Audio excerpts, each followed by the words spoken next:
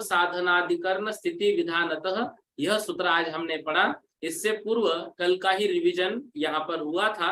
कल की कक्षा का रिवीजन जिनका ये छूट गया है वो कल की कक्षा का जो अंतिम विषय है थोड़ा सा रिवीजन लिया था, कुछ लोगों ने उसको दोबारा लेने के लिए कहा, ठीक है ना।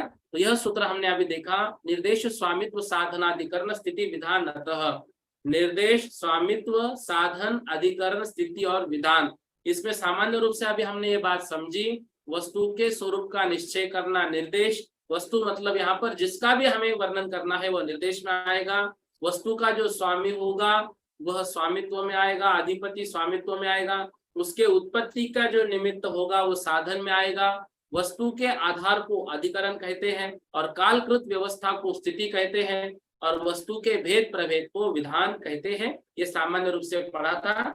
सर्वार सिद्धि की व्याख्या अभी हम पढ़ रहे हैं, सभी लोग ध्यान दीजिएगा। सर्वार सिद्धि की व्याख्या, किसी वस्तु के स्वरूप का कथन करना, वह वस्तु क्या है उसकी व्याख्या करना, यह निर्देश है। स्वामित्व का अर्थ अधिपत्य है। अधिपत्य मतलब उसका अधिपति कौन, सम्यक दर्शन होगा तो किसको होगा, वह उसका अधिपति। साधन, जिस निमित्त से वस्तु उत्पन्न होती है वह साधन है। अधिष्ठान या आधार अधिकरण है, उसका आधार क्या है। जैसे अभी हमने समझा ना कि सम्यक दर्शन का आधार क्या है, लोक नाट्य, उसके बाद सम्यक दर्शन होगा नहीं तो वह उसका अधिकरण हुआ। जितने काल तक वस्तु रहती है वह स्थिति, लोक नाड़ी, उसको और अच्छे से कहना तो त्रस नाड़ी, त्रस नाड़ी में सम्यक दर्शन होता है। जितने काल तक वस्तु रहती है वह स्थिति है। वह सम्यक दर्शन कब तक होगा, औपशमिक है, औपशमिक है तो अंतर्मूर्तक, क्षायिक है एक बार होने के बाद छूटेगा नहीं, और जो क्षायोपशमिक है वह अधिकतम 66 सागर तक रह सकता है, वह स्थिति कहलाती है। विधान का अर्थ प्रकार या भेद होते हैं। ध्यान से समझिएगा, सम्यक दर्शन क्या है यह प्रश्न हुआ। इस पर जीवादि पदार्थों का श्रद्धान करना सम्यक दर्शन है ऐसा कथन हमने किया, वह निर्देश कहलाएगा। निर्देश क्या कहलाएगा, प्रश्न हुआ मन में सम्यक दर्शन क्या है, उसका उत्तर मिला जीवादि पदार्थों का श्रद्धान करना सम्यक दर्शन है ऐसा कथन करना निर्देश है, या नामादिक के द्वारा सम्यक दर्शन का कथन करना निर्देश है। ठीक है ना। नामादिक मतलब नाम, स्थापना, द्रव्य, भाव, इन चार के माध्यम से उस सम्यक दर्शन का कथन करना।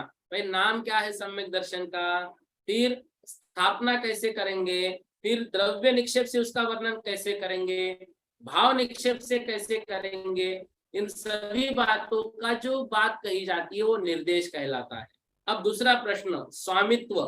तो स्वामित्व के लिए प्रश्न क्या बनेगा, स्वामित्व के लिए प्रश्न बनेगा सम्यक दर्शन किसके होता है। उत्तर मिला सामान्य से जीव के होता है। सम्यक दर्शन होगा तो जीव के, अजीव के तो होगा नहीं। और विशेष की अपेक्षा गति मार्गना के अनुवाद से नरक गति में, सब पृथ्वियों में पर्याप्तक नारकियों के औपशमिक और क्षायोपशमिक सम्यक दर्शन होता है। पहली पृथ्वी में, अब देखो एक एक विषय ध्यान से समझो। सामान्य से सम्यक दर्शन किसका होगा, जीव के होगा। विशेष की अपेक्षा उसको पहले गति मार्गना के अनुसार समझा रहे हैं। गति मार्गना क्या कहलाती है, गति मार्गना कहलाती है सम्यक दर्शन को चारों गतियों में घटाना। मनुष्य गति में होगा तो किनके किनके होगा, नरक गति में होगा तो किनके किनके होगा, कौन सा होगा, कैसा कैसा होगा, ऐसा गति के अनुसार घटाना, उसको कहते हैं गति मार्गना के अनुसार देखना। तो आप नरक गति में सर्वप्रथम वर्णन कर रहे हैं, तो नरक गति में सब पृथ्वियों में, नरक गति में पृथ्वियां कितनी? 7। सातों नरकों में पर्याप्तक नारकियों के औपशमिक और क्षायोपशमिक सम्यक दर्शन होता है। पर्याप्तक नारकी मतलब कौन? जिनकी पर्याप्तियां पूर्ण हुई, जिन्होंने नरक में जन्म ले लिया, उनको पर्याप्तक कहते हैं। ये विषय मालूम है ना? निवृत्त पर्याप्तक, लब्ध पर्याप्तक और पर्याप्तक। तो निवृत्त पर्याप्तक मतलब कौन? जिन्होंने वर्गनाएं ग्रहण करना प्रारंभ कर ली है और जो नियम से 6 वर्गनाएं पूर्ण करेंगे ही करेंगे, वो निवृत्त पर्याप्तक। ठीक है। लब्ध पर्याप्तक, जिन्होंने वर्गनाओं को ग्रहण करना प्रारंभ तो किया है, लेकिन जो नियम से पर्याप्तक हुए बिना ही, पर्याप्तियां पूर्ण किए बिना ही बीच में ही मरण को प्राप्त होंगे, वे लब्ध पर्याप्तक। और पर्याप्तक कौन कहलाते हैं? पर्याप्तक कहलाते हैं जिनकी पर्याप्तियां पूर्ण हुई है। आहार, शरीर, इंद्रिय, श्वासोश्वास, भाषा और मन, ये 6 पर्याप्तियां होती है।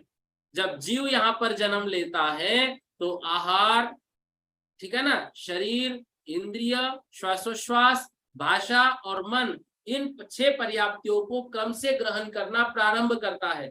तो पहले आहार वर्गना ग्रहण करेगा, ठीक है ना, फिर आहार, शरीर, इंद्रिय, श्वासोश्वास, भाषा और सबसे अंत में मनोवर्गनाएं।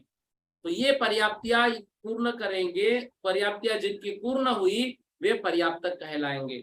अब वो कैसे क्या विषय थोड़ा आगे आएगा, इसलिए अभी इतना यहाँ पर समझिएगा। ठीक है। अब नरक गति में सब पृथ्वियों में पर्याप्तक नारकियों के औपशमिक और क्षायोपशमिक सम्यक दर्शन होगा। सब पृथ्वियों की अपेक्षा वर्णन किया, मतलब 7 पृथ्वियों में सम्यक दर्शन हो सकता है। कौन कौन सा? औपशमिक और क्षायोपशमिक, 2 सम्यक दर्शन 7 पृथ्वियों में। आप देखो, पहली पृथ्वी का वर्णन कर रहे हैं। पहली पृथ्वी में पर्याप्तक और अपर्याप्तक नारकियों के क्षायिक और क्षायोपशमिक सम्यक दर्शन होता है।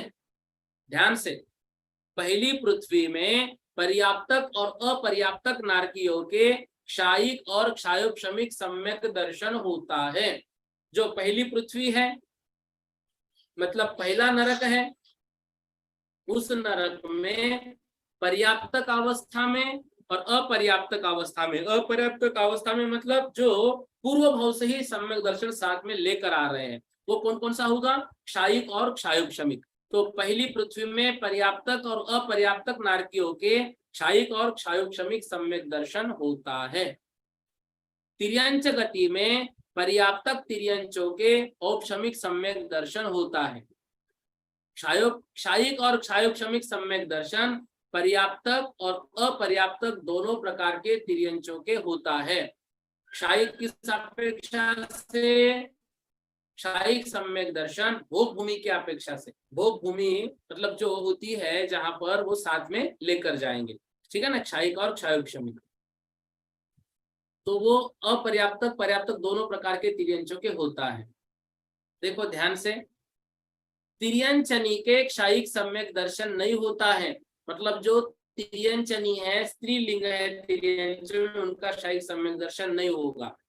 औपशमिक और क्षायोपशमिक पर्याप्तक तिर्यंचनी के ही होता है। औपशमिक और क्षायोपशमिक सम्यक दर्शन होगा तो किसका होगा? पर्याप्तक तिर्यंचनी के ही, अपर्याप्तक नहीं। अपर्याप्तक तिर्यंचनी के नहीं, मतलब कोई भी स्त्री सम्यक दर्शन के साथ जन्म नहीं लेती, मतलब स्त्री नहीं बनते हैं, तो वो तिर्यंचनी जो है वो स्त्री है एक प्रकार से। इस अपेक्षा से वो पहले जन्म का सम्यक दर्शन साथ में नहीं लाएंगे। मनुष्य गति में क्षायिक और क्षायोपशमिक सम्यक दर्शन पर्याप्तक और अपर्याप्तक दोनों प्रकार के मनुष्यों के होता है। औपशमिक सम्यक दर्शन पर्याप्तक मनुष्यों के ही होता है, अपर्याप्तक मनुष्यों के नहीं। मतलब औपशमिक सम्यक दर्शन पिछले भाव से कोई अगले भाव में साथ में नहीं ले जाएगा। अगर मरण काल पास में है तो सम्यक दर्शन होगा ही नहीं औपशमिक, फिर इस अपेक्षा से, ठीक है ना। तो औपशमिक सम्यक दर्शन जो है वो पर्याप्तक अवस्था में ही होगा। मनुष्यों के तीनों ही सम्यक दर्शन होते हैं, किंतु ये पर्याप्तक मनुष्य के ही होते हैं, अपर्याप्तक मनुष्य के नहीं। अब देखो, स्त्रियों को कौन कौन से सम्यक दर्शन हो सकते हैं? तो औपशमिक भी होगा, क्षायिक भी होगा, क्षायोपशमिक भी होगा, क्योंकि यहाँ स्पष्ट लिख रहे हैं मनुष्यनियों के तीनों ही सम्यक दर्शन होते हैं, किंतु पर्याप्तक मनुष्यनी के। अपर्याप्तक के क्यों नहीं? क्योंकि हमने पढ़ा है ना छड़ाला में कि जो सम्यक दर्शन के साथ स्त्री पर्याय प्राप्त नहीं होती है, अतः अपर्याप्तक अवस्था में उनका क्षायिक सम्यक दर्शन या कोई सम्यक दर्शन नहीं होगा। देवगति में पर्याप्तक और अपर्याप्तक दोनों ही प्रकार के देवों के तीनों सम्यक दर्शन होते हैं। ध्यान से, देवगति की विशेषता थोड़ी सी अलग है। अब क्या विषय हुआ? देवगति में पर्याप्तक अपर्याप्तक दोनों अवस्था में मतलब तीनों सम्यक दर्शन, तो यहाँ पर औपशमिक सम्यक दर्शन भी अपर्याप्तक अवस्था में है। यह विषय विशेष है, इसलिए शंका के साथ उसको ले रहे हैं। देखो अपर्याप्तक देवों के औपशमिक सम्यक दर्शन कैसे होता है? अभी पर्याप्तियां पूर्ण नहीं की, पिछले जन्म से यहाँ पर आए हैं, उनके औपशमिक सम्यक दर्शन किस तरह से माना? समाधान उत्तर दे रहे हैं, जो मनुष्य चारित्र मोहनीय का उपशम करके या करते हुए उपशम श्रेणी में मरकर देव होते हैं। विषय देखो कितना अच्छा लिख रहे हैं, जो मनुष्य चारित्र मोहनीय का उपशम करते हुए उपशम श्रेणी में मरकर, कहा उपशम श्रेणी चल रहे थे 8वें 9वें गुणस्थान में, वहां से मरकर देव होते हैं, उन देवों के अपर्याप्तक अवस्था में औपशमिक सम्यक दर्शन होता है। इस अपेक्षा से देवों में अपर्याप्तक अवस्था में औपशमिक सम्यक दर्शन माना है। यह प्रश्न मतलब याद रखिएगा, विशेष वर्णन है सर्वार सिद्धि का। ऐसा प्रश्न पूछा जा सकता है, अपर्याप्तक अवस्था में देवों में औपशमिक सम्यक दर्शन किस तरह से घटाया है? इस विषय को बहुत अच्छे से याद रखना, ठीक है ना? क्या उत्तर दिया? जो मनुष्य चारित्र मोहनीय का उपशम करके या करते हुए उपशम श्रेणी में मरकर देव होते हैं, उन देवों के अपर्याप्तक अवस्था में औपशमिक सम्यक दर्शन होता है। भवनवासी, व्यंतर और ज्योतिषी देवों के, इन तीनों की देवांगनाओं के तथा सौधर्म और ईशान कल्प में उत्पन्न हुई देवांगनाओं के क्षायिक सम्यक दर्शन नहीं होता है। क्या नहीं होता है? क्षायिक सम्यक दर्शन। किनका किनका? भवनवासी, व्यंतरवासी, ज्योतिष और इन तीनों की देवांगनाएं। इसी के साथ साथ सौधर्म और ईशान कल्प में जो जो देवांगना उत्पन्न होती है, भले वो ऊपर के स्वर्ग की हो, उत्पन्न नीचे हो रही है, तो उनको क्षायिक सम्यक दर्शन नहीं होता, उनको औपशमिक या क्षायोपशमिक ये दो सम्यक दर्शन होते हैं। सो वे भी पर्याप्तक अवस्था में ही होते हैं, अपर्याप्तक अवस्था में नहीं। ठीक है, यह वर्णन हुआ गति मार्गना से सम्यक दर्शन का। अब इंद्रिय मार्गना से वर्णन कर रहे हैं। बिल्कुल समझने का प्रयास कीजिए, बहुत आसान विषय है, लग रहा है कड़ा, बिल्कुल समझ, आप ध्यान से समझेंगे ना, समझ जाएगा। और फिर भी नहीं समझ में आए, आप प्रश्न पूछिएगा व्हाट्सएप पर, ठीक है? नंबर आपके सामने स्क्रीन पर 9403443471 उस पर आप भेज दीजिएगा, ठीक है? व्हाट्सएप पर आपका प्रश्न। देखिए अगला इंद्रिय मार्गना के अनुसार वर्णन, बड़ा ध्यान देकर समझिए, बहुत अच्छा विषय है। इंद्रिय मार्गना के अनुवाद से, इंद्रिय मार्गना के अनुवाद से संगी पंचेंद्रिय जीवों के तीनों सम्यक दर्शन होते हैं। जो संगी पंचेंद्रिय जीव है, तीनों सम्यक दर्शन। अन्य जीवों के कोई भी सम्यक दर्शन नहीं होता। इंद्रिय मार्गना हम लगा रहे हैं, यहाँ पर तिर्यंच गति नहीं लगा रहे हैं, यहाँ पर इंद्रिय लगा रहे हैं। तो जो संगी पंचेंद्रिय होगा उन्हीं के तीनों सम्यक दर्शन होंगे, और जो संगी नहीं होगा वहां से लेकर असंगी से लेकर एकेंद्रिय तक उनके कोई सम्यक दर्शन नहीं होता है, वो नियम से मिथ्या दर्शन के सहित है। ठीक है, इतना इंद्रिय मार्गना से वर्णन है। काय मार्गना के अनुवाद से अब कर रहे वर्णन, काय मार्गना के अनुवाद से। अब देखो, ये रिक्त स्थानों की पूर्ति के लिए आ सकता है। इंद्रिय मार्गना के अनुवाद से तीनों सम्यक दर्शन किसके होंगे? तो संगी पंचेंद्रिय जीवों के। या फिर इंद्रिय मार्गना के अनुवाद से संगी पंचेंद्रिय जीवों के कौन कौन से सम्यक दर्शन होंगे? तो तीनों सम्यक दर्शन होंगे, यह याद रखना। अन्य जीवों के कोई सम्यक दर्शन नहीं। अब काय मार्गना के अनुसार, शरीर के अनुसार वर्णन देखो। काय मार्गना के अनुसार त्रस्कायिक जीवों के तीनों सम्यक दर्शन होते हैं। त्रस्कायिक जीव के, त्रस्कायिक जीव समझ रहे हैं ना हम? त्रस्कायिक जीवों के तीनों सम्यक दर्शन होते हैं। अन्य काय वाले जीवों के कोई भी सम्यक दर्शन नहीं होता। ठीक है ना? तो काय मार्ग के अनुसार भी यही वर्णन है। अब यहाँ पर त्रस में सूक्ष्म हम लेंगे तो संगी पंचेंद्रिय, 2 इंद्रिय, 3 इंद्रिय, 4 इंद्रिय, पंचेंद्रिय नहीं लेंगे। लेकिन संगी पंचेंद्रिय है तो त्रसी जीव ना, तो त्रस की दृष्टि से जब देखेंगे तो त्रस की दृष्टि से तीनों सम्यक दर्शन हो रहे हैं। और अन्य काय वालों के जीव मतलब स्थावर जीवों के कोई सम्यक दर्शन नहीं होगा। योग मार्गना के अनुवाद से तीनों योग वाले जीवों के तीनों सम्यक दर्शन होंगे, किंतु अयोगी जीवों के एक क्षायिक सम्यक दर्शन ही होता है। अयोगी कौन? अयोग केवली। अयोग केवली कौन कहलाएंगे? जो देखो सयोग केवली और अयोग केवली 14वां गुण स्थान। तो अयोग केवली जीवों के एक सम्यक दर्शन ही होता है। वेद मार्गना के अनुवाद से, वेद मार्गना के अनुवाद से यहाँ पर वर्णन देखो। वेद मार्गना के अनुवाद से तीनों वेद वाले जीवों के तीनों सम्यक दर्शन होते हैं। तीनों वेद वाले जीवों के तीनों सम्यक दर्शन होते हैं, किंतु अपगत वेदी जीवों के औपशमिक और क्षायिक के 2 सम्यक दर्शन होते हैं। अपगत वेदी मतलब अब जिनको वेद का काम नहीं है, 8वें गुण स्थान के आगे, वे कहलाएंगे अपगत वेदी। अपगत वेदी 8वें गुण स्थान से आगे, वो वर्णन अभी हम अगले सूत्र में अच्छे से पढ़ेंगे। 8वें गुण स्थान के भी कौन से भाग से करके, वो अभी अगले सूत्र में पढ़ेंगे। ठीक है, तो हमने यहाँ पर क्या पढ़ा?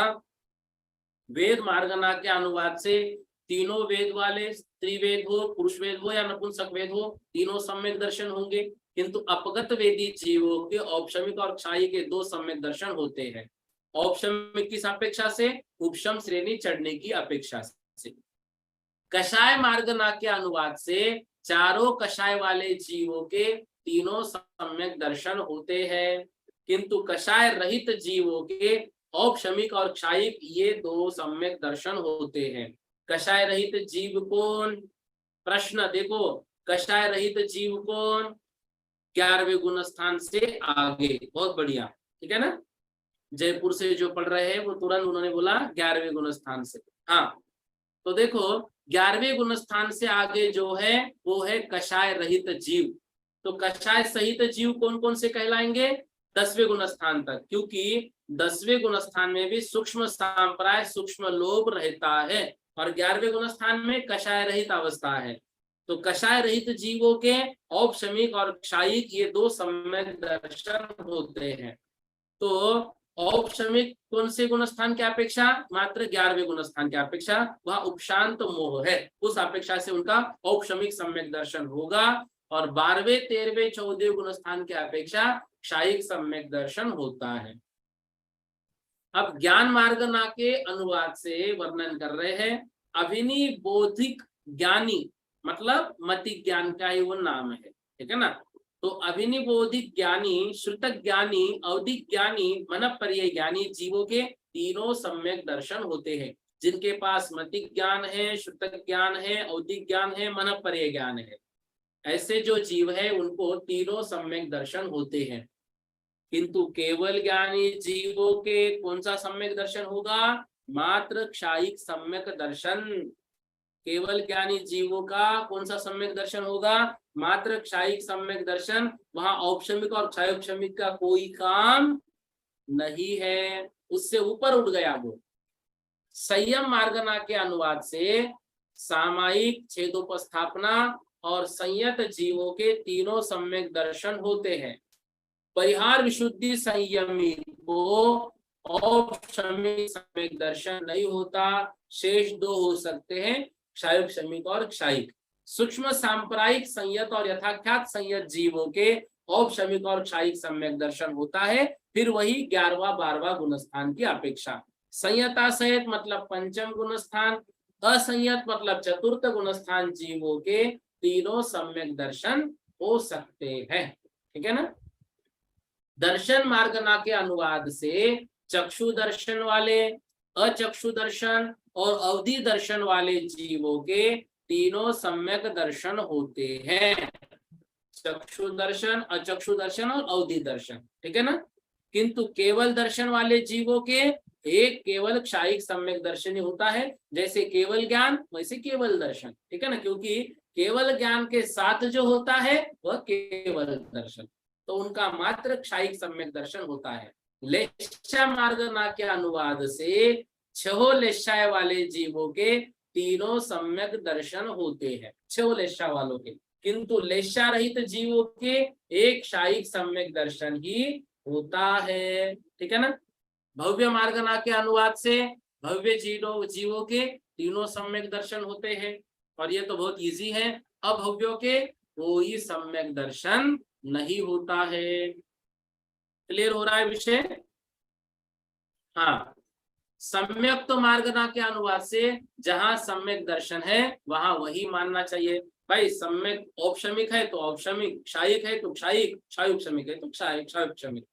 संज्ञा मार्गना के अनुवाद से संगी जीवों के तीनों सम्यक दर्शन होते हैं, असंगियों के कोई भी सम्यक दर्शन नहीं होता, तथा संगी और असंगी इस संज्ञा से रहित जीवों के एक क्षायिक सम्यक दर्शन होता है। ऐसे कौन से?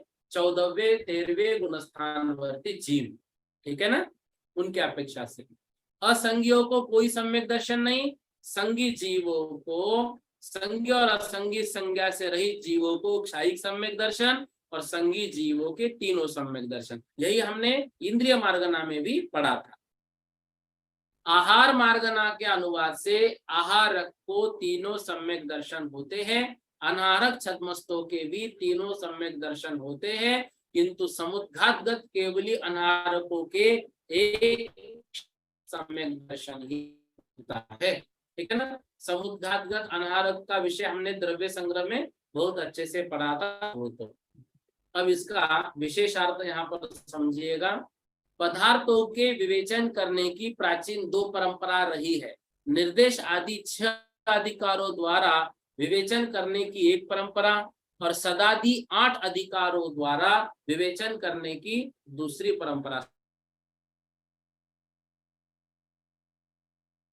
सवाल को बहुत विवेचन, उसका वर्णन जो हम कल पढ़ेंगे। यहाँ तत्वार सूत्र के कर्ता घृतपिच्छ आचार्य ने, ध्यान से, यहाँ तत्वार सूत्र के कर्ता घृतपिच्छ आचार्य जी ने, मतलब उमा स्वामी महाराज ने 7वें 8वें सूत्रों के द्वारा इन्हीं दो परंपराओं का निर्देश किया है। यहाँ टीका में निर्देश आदि के स्वरूप का कथन करके उनके द्वारा सम्यक दर्शन का विचार किया गया है। उसमें भी स्वामित्व की अपेक्षा जो कथन किया है उसका भाव समझने के लिए यहाँ मुख्य बातों का उल्लेख कर देना आवश्यक प्रतीत होता है। इन बात को ध्यान में रखने से चारों गतियों में किस अवस्था में कहा कौन सम्यक दर्शन होता है इसका निर्णय करने में सहायता मिलती है। ये बातें अभी देखो, कुछ कुछ प्रश्न हमारे हुए होंगे, वो प्रश्न यहाँ पर स्पष्ट हो रहे हैं। क्षायिक सम्यक दर्शन का प्रस्तापक कर्म भूमि का मनुष्य ही होता है। प्रस्तापक मतलब उसकी शुरुआत करने वाला। तो क्षायिक सम्यक दर्शन का प्रस्तापक कर्म भूमि का मनुष्य ही होता है, भोग भूमि में नहीं। किंतु ऐसा जीव कृतकृत्य वेदक सम्यक दृष्टि या क्षायिक सम्यक दृष्टि हो जाने के बाद मरकर चारों गतियों में जन्म ले सकता है। अब ये सम्यक दृष्टि चारों गतियों में जाने की बात क्यों कर रहे होंगे? क्षायिक वो भी इसलिए कि सम्यक दर्शन प्राप्त होने के पहले ही आगामी आयु का बंध कर लिया तो आयु का बंध तो मिटता नहीं है। अब क्षायिक सम्यक दर्शन हुआ, राजा श्रेणिक जी हैं, बहुत पाप कर रहे हैं, नरक आयु का बंध बांधा, और बाद में परिणाम इतने सुधरे कि क्षायिक सम्यक दर्शन हो गया। तो सम्यक दर्शन क्षायिक हुआ, तीर्थंकर प्रकृति का आश्रय भी किया, लेकिन नरक जाना टल गया क्या? नहीं, नरकायु का दुख भोगना ही पड़ा, नरकायु का दुख भोगना ही पड़ा। ठीक है ना? तो इस अपेक्षा से आयु चेंज नहीं होती है, तो उसका वर्णन कर रहे हैं। तो सम्यक दर्शन का प्रस्तापक कर्म भूमि का मनुष्य। अब ऐसा जीव कृत कृत्य वेदक मतलब क्षायिक क्षमिक सम्यक दृष्टि, जो क्षायिक सम्यक दर्शन प्राप्त करने के सम्मुख है ऐसा जीव, और क्षायिक सम्यक दर्शन जिन्होंने प्राप्त किया वह मरकर चारों गतियों में जन्म ले सकता है।